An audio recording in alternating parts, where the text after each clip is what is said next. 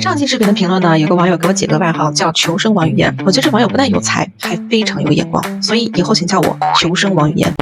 芬兰政府呢最近发布给公民的事件与危机应对指南里面还特别强调了要储备应对核事故的碘片。可能有人会说，哎呀，又在制造紧张情绪了，现在哪个国家敢用核弹呢？产生辐射的还真不一定是核弹。俄罗斯外交部呢曾经向全世界发布了一条关于脏弹的警告。那脏弹是啥？脏弹的爆炸呢同样也会造成放射性物质的扩散，但其爆炸威力比核武器要小得多啊。所以言外之意呢，它投入战争使用的概率呢就会大很多。事实上呢，美国也确实曾经将脏弹应用在伊拉克的战争当中。所以这一期咱们就来专门讲一讲应对辐射的药品有哪些，以及如何使用。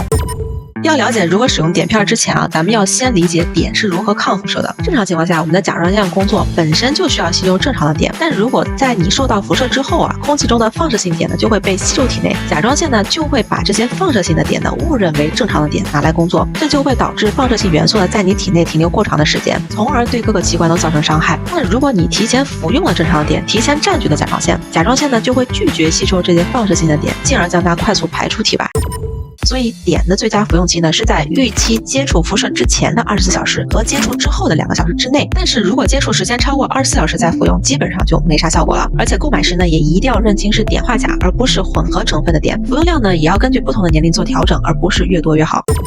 世界卫生组织发布的应对辐射药品清单里面除了碘还特别提到了普鲁士蓝，可以去除体内的放射性铯和钯，但是普鲁士蓝呢属于处方药，而且对于储存环境的要求也非常苛刻，所以咱们了解它呢也没啥用，只能谨遵医嘱。另外呢，咱们还建议储存一些治疗呕吐和腹泻的药物，可以适当减轻受到辐射之后的相关症状。